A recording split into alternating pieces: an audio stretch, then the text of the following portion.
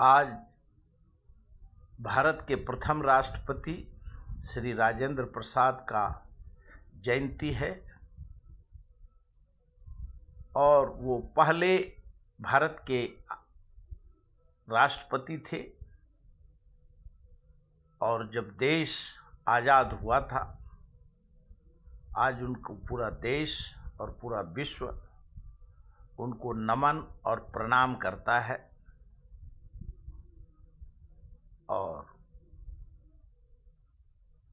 क्यों आज़ादी के लड़ाई में बड़ी योगदान थी।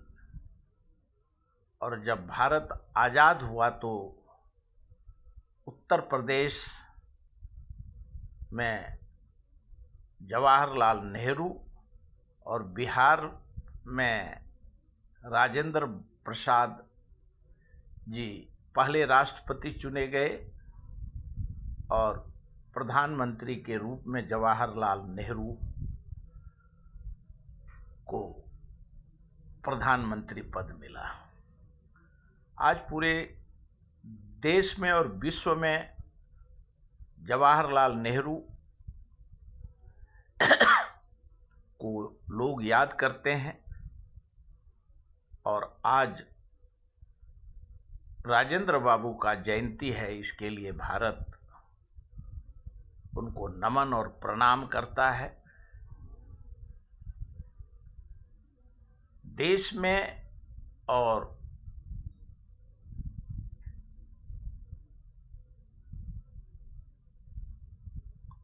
विदेश में आज भारत का चर्चा है। और मानसिकता की बात आज भी है। जो कुछ दिन पहले एक राज्य में बुलडोजर से नेहरू जी का फोटो, जो स्टैच्यू है, उसको गिराया गया असम के। और देश क्यों बीच में लोगों ने देखा तालिबान में फोटो देवी देवताओं का निकाला गया। और जब से भारत में हिंदू आरएसएस आज़ादी के पहले भी दो विचारधारा थी और नेहरू जी देश में सर्वांगीण सभी धर्म जाति भाषा को साथ में लेकर के चलने का पक्षधर थे, जबकि आरएसएस और हिंदू महासभा हिंदू राष्ट्र का स्थापना चाहते थे। और कुछ दिन पहले कहीं बाबा साहब अम्बेडकर का मूर्ति को कहीं हार चढ़ा देते हैं, कहीं मूर्ति तोड़ देते हैं, कहीं इंदिरा जी के और नेहरू जी का मूर्ति तोड़ देते हैं। और ये आज़ादी के पहले जो मानसिक, जब गांधी की हत्या हुई थी तो उस समय में भी सरदार पटेल ने आरएसएस के ऊपर बैन लगाया था। और आज आरएसएस का जो विचारधारा है, नेहरू जी वो अपने नज़रिए से देखते थे आरएसएस के विचारधारा को। और आज आज़ादी को 78-80 साल हो गए, लेकिन आरएसएस का विचारधारा और कांग्रेस का विचारधारा में कोई फर्क नहीं है। और उस समय में भी महात्मा गांधी के विरोध में, कांग्रेस के विरोध में आरएसएस और हिंदू महासभा जनसंघ कांग्रेस के खिलाफ षड्यंत्र करते थे। और आज भी जो आरोप लग रहा है कि नेहरू जी का स्टैच्यू को बुलडोजर से गिरा दिया। लेकिन जब देश के सामने में जब ये लोगों ने विचार और जानकारी लेने का कोशिश किया तो अभी मीडिया में आ रहा है कि उनका स्टैच्यू गिराया नहीं गया, वो गिर गया था और उसको ठीक करने की कोशिश किया जाएगा। कहीं शिवाजी महाराज का स्टैच्यू गिर जाता है, कभी नेहरू जी का गिर जाता है, कहीं बाबा साहब अम्बेडकर का गिर जाता है। और ये विचारधारा की बात है कि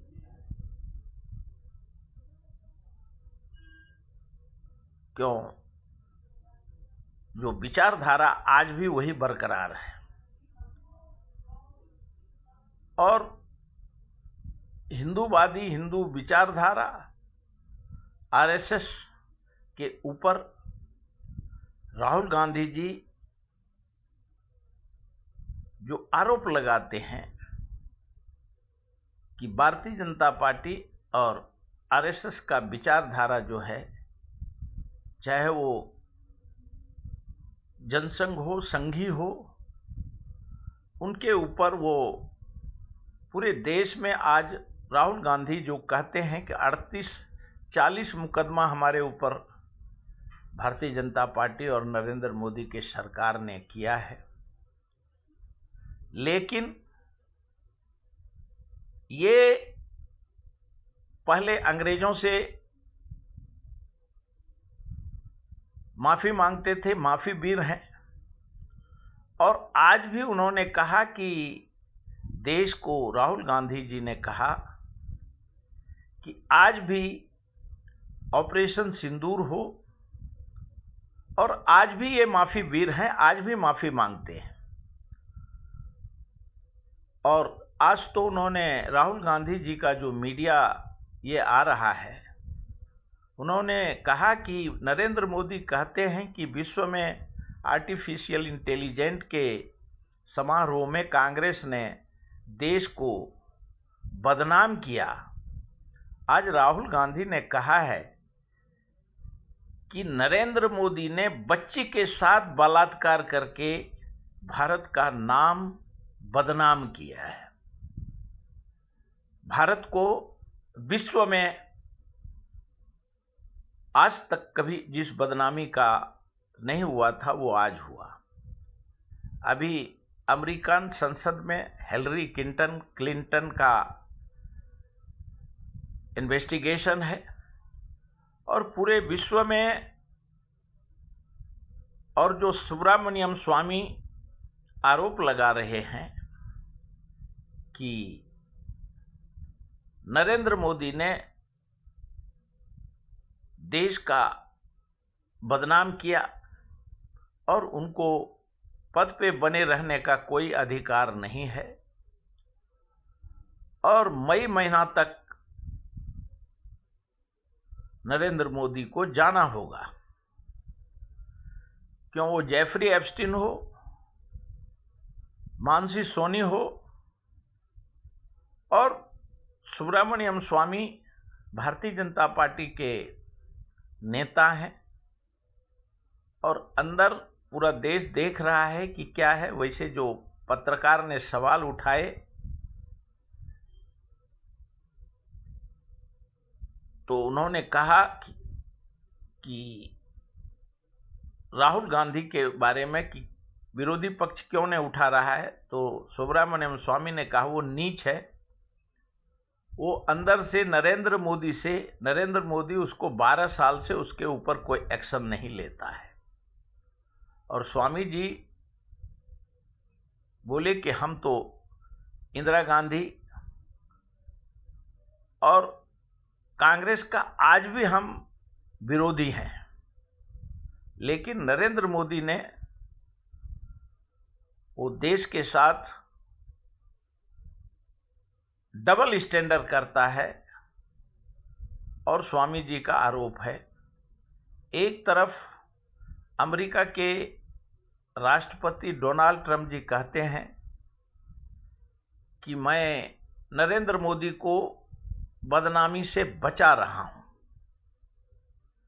अभी वो क्या बचा रहे हैं, ये देश को आखिर में गूढ़ रहस्य क्या है, मैं बदनाम नहीं करना चाहता हूं, लेकिन रोज डोनाल्ड ट्रंप जी बदनाम करते हैं। ये हो सकता है कि नरेंद्र मोदी जी के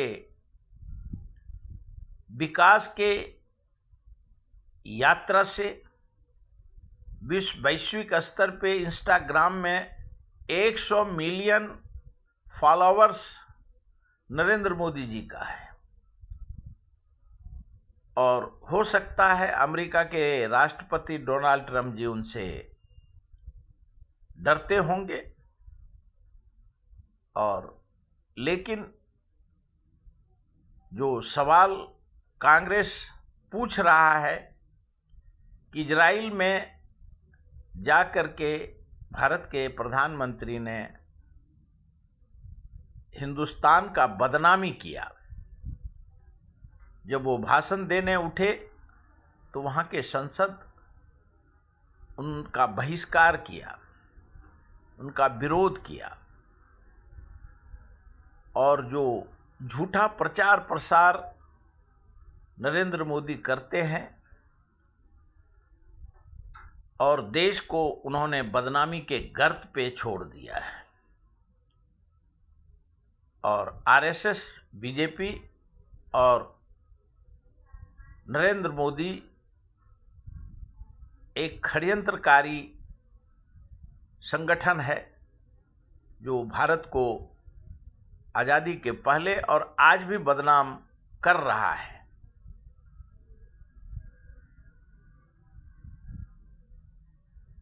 कांग्रेस आरोप लगाती है, लेकिन नरेंद्र मोदी का कहना है कि हम भारत का सर्वांगीण विकास करना चाहते हैं और हिंदू राष्ट्र भारत को हम बना के छोड़ेंगे। और अभिमुक्तेश्वरानंद को, शंकराचार्य अभिमुक्तेश्वरानंद को उत्तर प्रदेश हाई कोर्ट ने अंतरिम जामीन दे दिया है। और देश में विचारधारा के पहले भी 2 लोग थे और आज भी उस विचारधारा पे देश कायम है। अभी देश में भारतीय जनता पार्टी और मोदी जी अपने विचार से चलते हैं। कांग्रेस की विचारधारा आज भी है और दोनों अपने विचारधारा पे राहुल गांधी 1 इंच पीछे हटने का नाम नहीं ले रहे हैं। महाराष्ट्र में जो 28 जनवरी को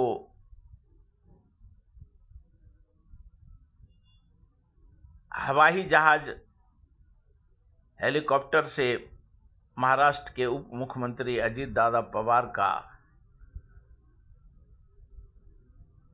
दुर्घटना से मृत्यु हुआ, और अभी जो मीडिया टीवी पे बता रहे हैं, पहले बताए कि ब्लैक बॉक्स जल गया है, लेकिन अभी 1 महीना हो गया, अभी कहते हैं कि नहीं, उनका ब्लैक बॉक्स सही सलामत है और अभी उसका इंक्वायरी 1 महीने के अंदर पूरा हो जाएगा। क्यों रोज महाराष्ट्र के जनता में अजीत दादा पवार का दुर्घटना या साजिश के ऊपर जनता में आक्रोश है।